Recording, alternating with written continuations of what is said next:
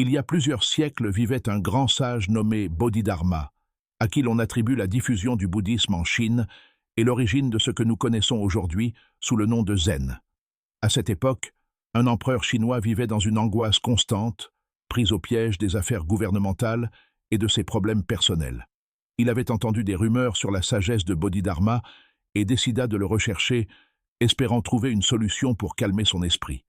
Après avoir envoyé des messagers et surmonté de nombreuses difficultés, il réussit à organiser une rencontre. Lorsqu'ils furent enfin face à face, l'empereur s'exclama avec désespoir : « Grand maître, aidez-moi à maîtriser mon esprit. Je ne peux plus supporter cette angoisse constante. » Bodhidharma lui demanda calmement : « As-tu apporté ton esprit avec toi ?» L'empereur, déconcerté, répondit : « Qu'est-ce que tu veux dire par là ? Mon esprit est toujours avec moi. » L'homme sage sourit et dit : « Alors demain, à 4 heures du matin, amène-la avec toi. Je t'attendrai ici. » Cette nuit-là, l'empereur ne put dormir, perturbé par les paroles du maître. Comment l'esprit est-il amené ? Toujours confus, il décide de se rendre au rendez-vous. À l'heure convenue, Bodhidharma le reçut. « Je vois que tu es venu. Mais as-tu apporté ton esprit avec toi ?» L'empereur répéta : « Mon esprit est toujours avec moi. Je ne peux pas me séparer d'elle. » Bodhidharma répondit : « Alors si elle est avec toi, montre-la-moi. Ferme les yeux, trouve-le, et montre-le-moi. » L'empereur ferma les yeux et essaya de retrouver son esprit.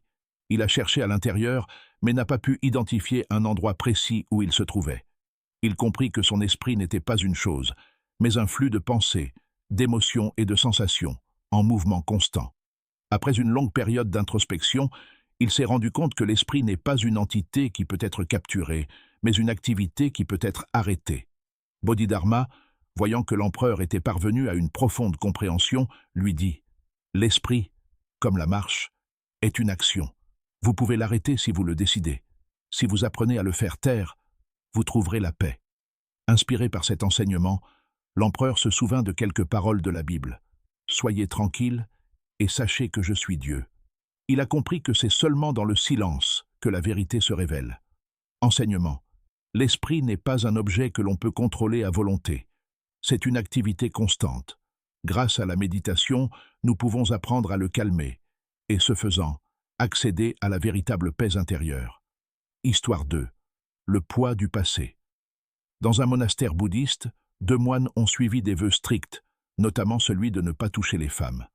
Un jour, alors qu'ils se promenaient dans une forêt, ils arrivèrent à une rivière gonflée par une récente tempête. De l'autre côté, une femme avec ses 2 enfants demandait de l'aide pour traverser. Le courant était fort, et je ne pouvais pas le faire seul. « S'il vous plaît, aidez-moi. » Il a supplié. « Je ne peux pas traverser avec mes enfants sans risquer leur vie. » Le jeune moine, mal à l'aise, dit à son maître : « Nous ne pouvons pas la toucher. Ce serait rompre nos vœux. » Sans dire un mot, le maître s'approcha de la femme, la porta sur ses épaules et traversa la rivière avec elle. Puis il revint, et les 2 moines continuèrent leur chemin. Pendant des heures, ils marchèrent en silence, jusqu'à ce que le jeune homme ne puisse plus se contenir. « Professeur, comment pouvait-il la toucher ? Cela brise tout ce que nous croyons et pratiquons. » Le professeur répondit calmement : « J'ai porté cette femme pendant 1 minute.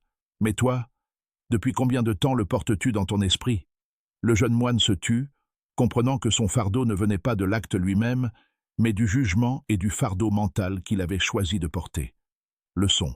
Souvent, ce n'est pas le passé qui nous pèse, mais notre décision de ne pas le lâcher. S'accrocher à la culpabilité, aux erreurs et aux soucis nous empêche de vivre dans le présent.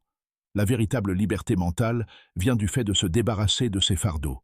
Histoire 3. Le désir de sagesse.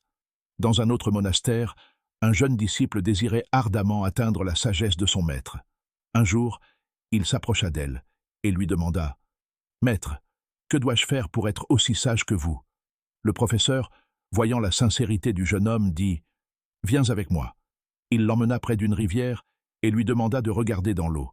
Dès qu'il l'a fait, le professeur l'a poussé et lui a submergé la tête. Le jeune homme, surpris, tenta de se libérer. Il était essoufflé.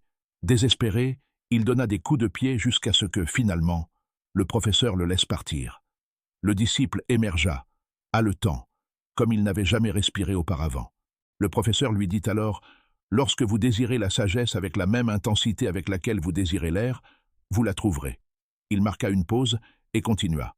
Beaucoup disent qu'ils veulent changer, guérir ou avoir l'abondance, mais ils ne font rien de vraiment différent. Ils désirent avec leur esprit, mais pas avec leur âme. Pour transformer votre vie, vous devez la désirer profondément, avec urgence et engagement total. Ce n'est qu'alors que vous verrez le changement. Leçon. Le véritable changement ne vient pas d'un simple souhait, mais d'un besoin ardent, d'une volonté inébranlable. Lorsque nous plaçons ce désir au centre de nos vies et agissons avec détermination, tout commence à se transformer. Point mère. Réflexion finale. Ces 3 histoires nous laissent de profondes leçons. L'esprit n'est pas un objet, mais une activité que nous pouvons apprendre à calmer. Le poids du passé ne réside pas dans les faits, mais dans notre décision de continuer à les porter. La véritable transformation naît d'un désir profond et non d'un désir superficiel. C'est maintenant à votre tour d'appliquer ces enseignements. Prenez un moment chaque jour pour méditer, pour libérer les fardeaux mentaux et cultiver la clarté. N'oubliez pas, la paix ne se trouve pas à l'extérieur, mais dans le silence intérieur. Comme les maîtres zen, vous aussi pouvez découvrir la liberté en apaisant votre esprit. Si ces histoires vous ont inspiré, partagez-les avec ceux qui recherchent également la paix et la croissance. Ainsi, ensemble, nous cultiverons une communauté de conscience, de compassion et de transformation.